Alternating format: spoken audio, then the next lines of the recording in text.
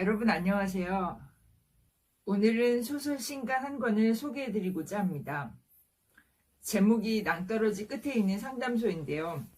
마음소고라는 심리상담센터를 찾아온 6명 내담자의 아픈 마음과 삶의 서사를 통해 우리 마음의 모습을 들여다보고 어떻게 살아야 할 것인가라는 본질적인 문제를 생각해보게 되는 리얼리티 심리소설입니다.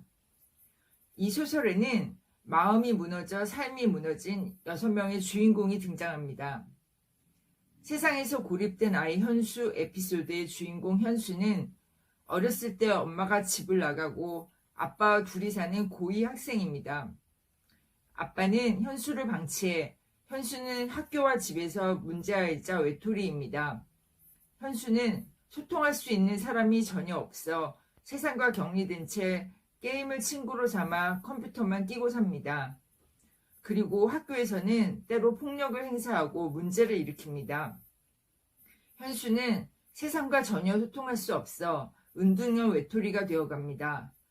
현수는 학교에서 퇴학을 당할 뻔하지만 그의 아버지의 간곡한 부탁으로 학교에서 마지막 기회를 주어 상담소로 오게 됩니다.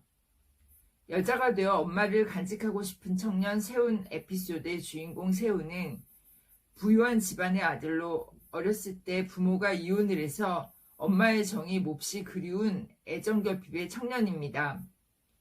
감성적이고 정서적으로 여자인 세훈은 여자가 되고 싶지만 완벽주의의 보수적인 아버지의 완강한 반대에 부딪힙니다. 이로 인해 아버지와 사이가 극도로 좋지 않습니다. 더욱이 아버지는 성전환을 하려는 그가 정신적으로 문제가 있다고 생각해 그를 정신병원에 강제로 입원시킨 적이 있습니다. 자신의 문제를 아무에게도 말할 수 없는 세훈은 내면의 이야기를 털어놓을 대상이 필요해서 상담소를 찾게 됩니다.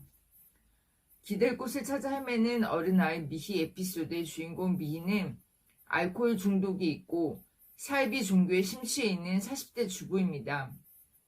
어렸을 때부터 엄마에 의해 잘난 여동생과 모든 것을 비교당하며 살아온 미희는 항상 주눅이 들어있고 매사에 결정을 잘 내리지 못해 자신의 문제를 다 해결해 줄 것처럼 보이는 그 무엇인가에 의존하며 삽니다.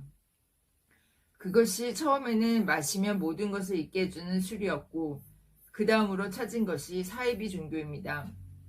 이로 인해 미희의 남편은 인내심의 한계에 부딪혀 이혼을 고민하며 마지막 기회를 준다는 심정으로 미희를 데리고 상담실을 찾아옵니다. 돈과 결혼한 여자 희진 에피소드의 주인공 희진은 미모 여성으로 아버지 사업이 망해 가난에 시달리다 돈이 많은 집안에 시집을 간 신데렐라 여성입니다. 그러나 외부에서는 전혀 모르는 자신을 무시하는 시댁, 남편의 폭력 등 불행한 결혼 생활로 인해 불면증과 우울증으로 시달리다 탈출구의 방편으로 상담소를 찾아와 상담을 시작합니다.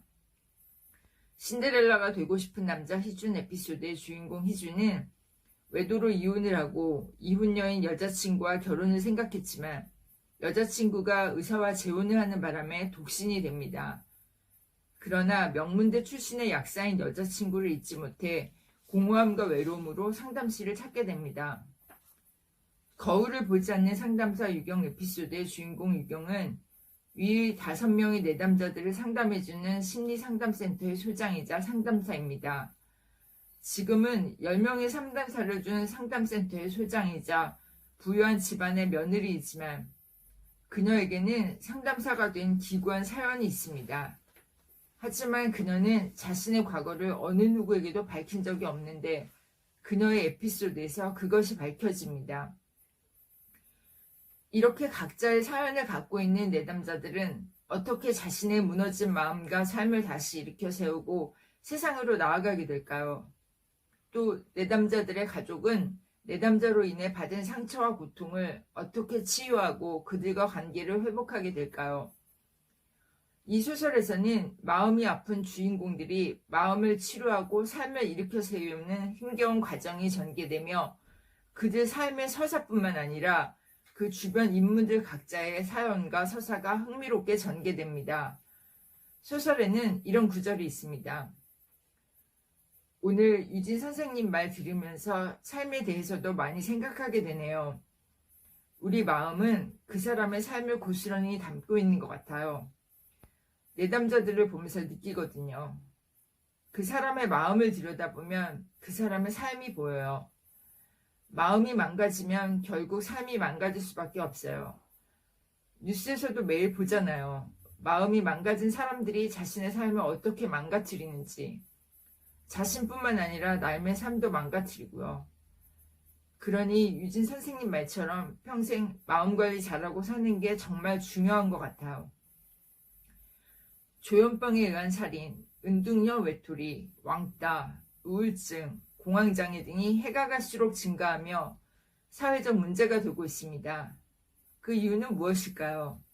그 근본을 들여다보면 공통적인 원인을 발견할 수 있습니다. 남보다 앞서고 빠르게 달려야 한다는 경쟁심과 욕망, 물질에 대한 집착이 우리 개인은 물론 사회적 정서를 집어삼키고 있습니다. 그로 인해 우리는 자신을 깊이 들여다보고 내면의 목소리에 귀 기울일 시간이 없습니다. 이것은 우리를 병들게 하고 삶에서 진정 중요한 것을 외면하게 합니다. 그러나 내면에 쌓이는 부정적인 감정은 마치 언젠가는 폭발하는 화산처럼 폭발할 기회를 노리다 반드시 고개를 듭니다. 지금 우리 사회에 마음이 아픈 사람들이 저지르는 범죄가 만연하고 또 많은 사람이 마음의 병에 시달리는 이유는 살면서 우리 마음이란 존재를 등한시하기 때문입니다. 우리 삶에서 가장 중요한 것은 무엇일까요? 이 소설은 6개의 에피소드를 통해 이 질문을 독자들에게 건넵니다. 그리고 병든 마음을 치료하고 무너진 삶을 다시 일으켜 세우는 힘겨운 과정을 그리며 삶을 어떻게 살아야 하는지에 대한 본질적인 고민을 독자들과 함께 나누고 있습니다. 우리는 저마다 삶의 서사를 갖고 있고 그 이야기에서 주인공입니다. 우리의 마음은 그 삶을 고스란히 담고 있습니다.